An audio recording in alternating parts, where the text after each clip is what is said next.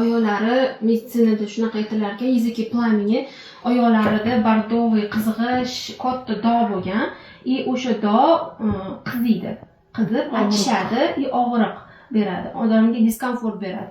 Bularniki уже juda pishgan pallasida bo'lgan, qiynalardilar shu bilan, qizirdi постоянно oyoqlari.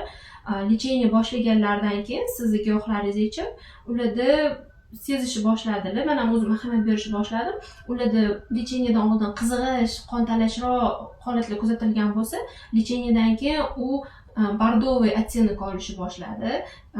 Qiziydigan xuddi par chiqayotgandagi qaynoq taft kelib turardi-da endi. Anaqadan oyoqlardan o'sha tafti pasaydi. Oddiy tana temperaturasi bo'lib qoldi oyoqlar. Ya'ni sog'lom oyoqga o'xshab qoldi. Faqat rangi ham ocharishni boshladi. Keyin tekshirib turish uchun flebologga bordilar.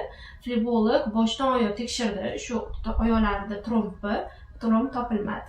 Voy, malades. Doktor nima qilding deb so'radi. Shokka tushdi doktor ham. O'sha qidirdi, uzoq qidirdi trombni. Siz qizlarisiz? Qizlarman. Trombni uzoq qidirdi, topolmadi, lekin oyog'iga qarasa, bitta qarashdan shu kasallik asorati turibdi, lekin o'zi yo'q. O'zi yo'q. Mana shu mahsulotlarni berganman sizga. O'zi sizda kasalingiz buket, xuddi bir sog' joyingiz qolmagan go'yoki. Undan tashqari boshingizda kista bor, buqoqda kistalar bor. Bular hammasi mana shu asabdanda.